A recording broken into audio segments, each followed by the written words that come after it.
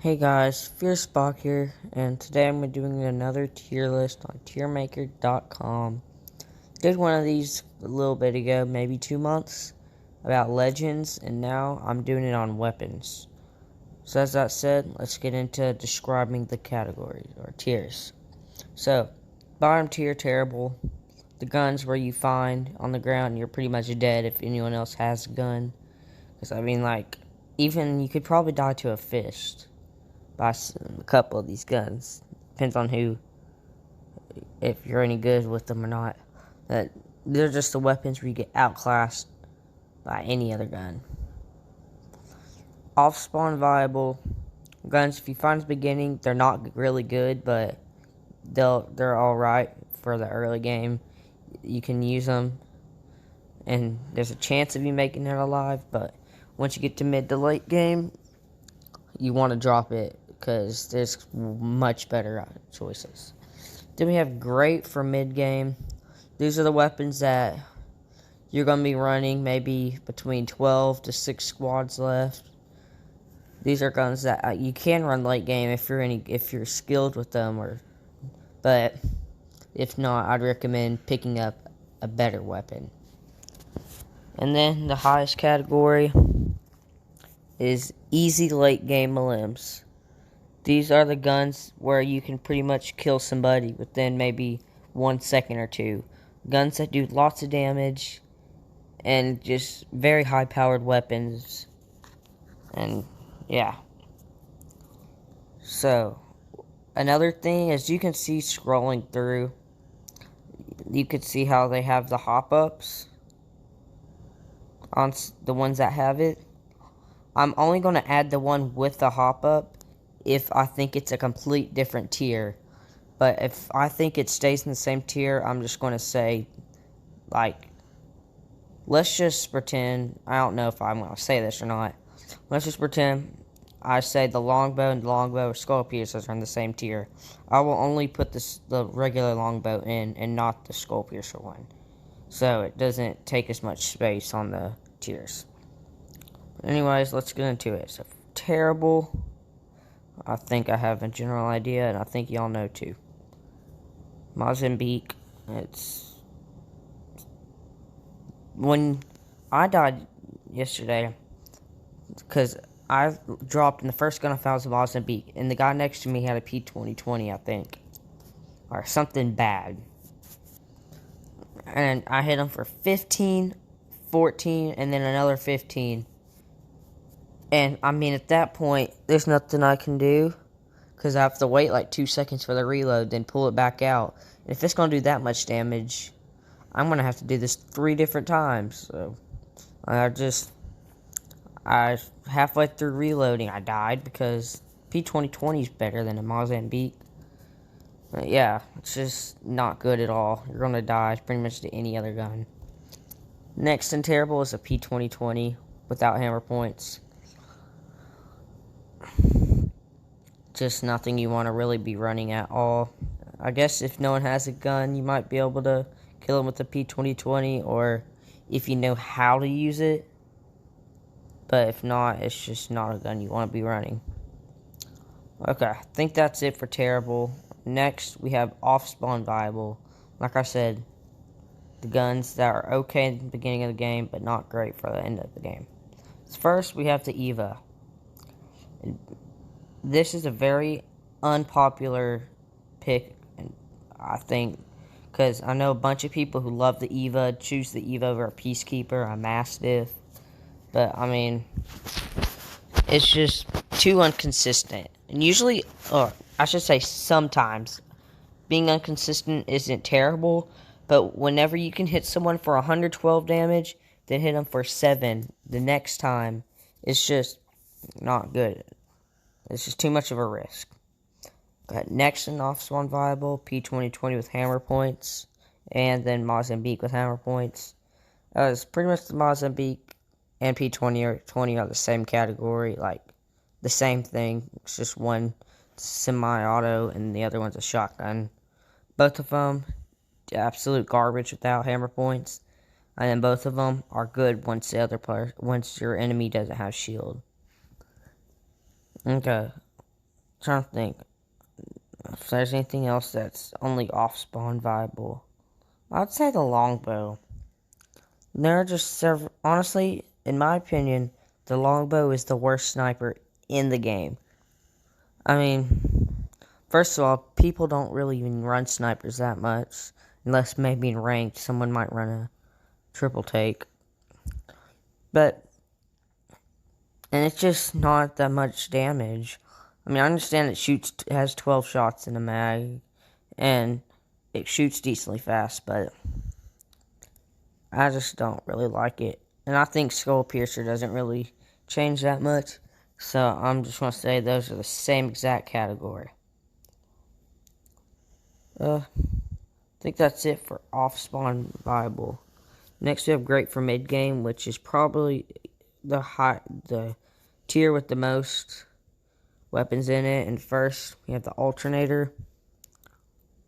It's good, but it's not amazing. Like, you can probably kill someone with blue body pretty easily, but once you're going against people with purple and golds, and if they have a faster shooting weapon, then they're just going to deal the damage much quicker and you'll be dead. Next, charge rifle. Season 3, it had a ton of hype when it first came out because it was insanely overpowered. Now they fixed it and it's not as good, but still pretty good. But, I mean, it's great for mid-game. Next, the Eva with double tap. It can do, if you get that headshot or a good body shot, you can get a ton of damage with the double tap, but if not, then it's just not amazing.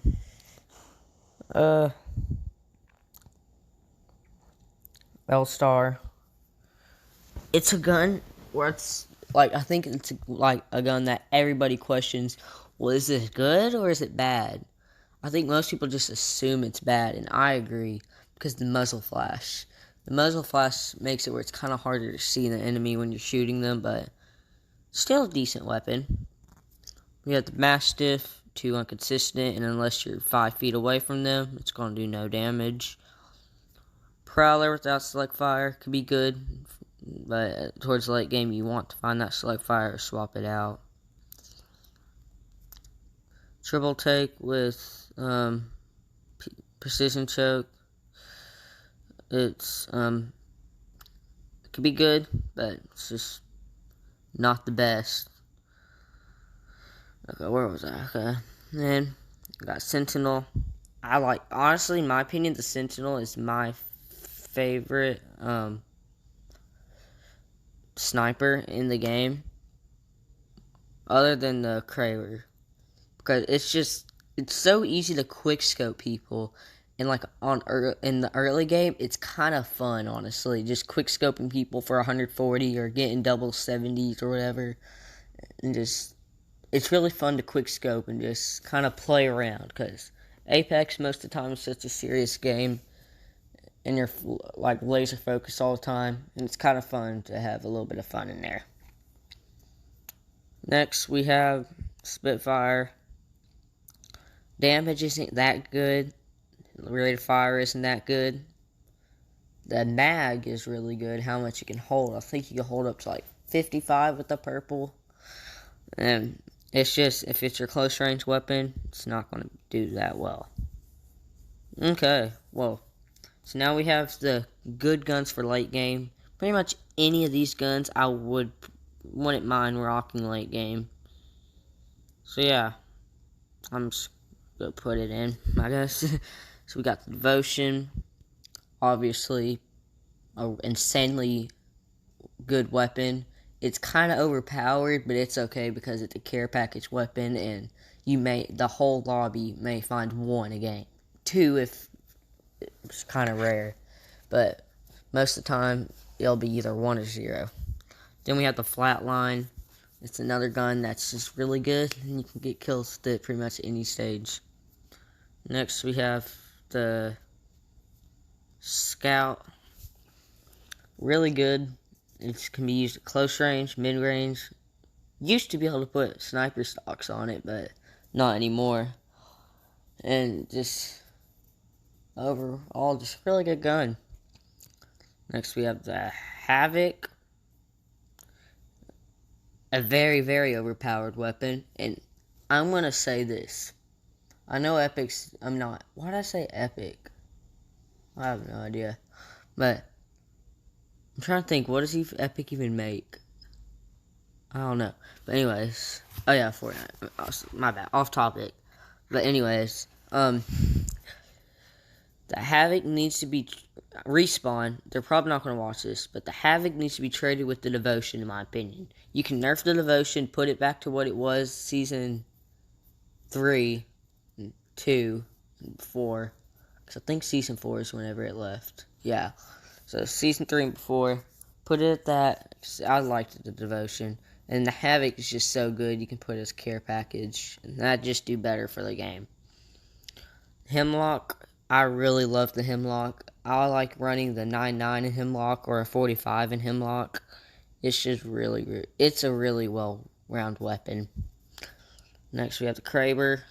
I mean, it's one shot to the head, and if you have a bad body like a Gray, it's one shot to the body. It just does a ton of damage.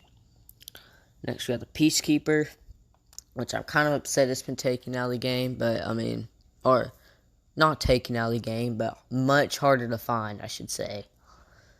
Because I really liked it, but I mean, I don't run shotguns anymore anyways. I found a new loadout, so I mean, I'm fine over it. Next, Prowler with Select Fire. This and the Havoc.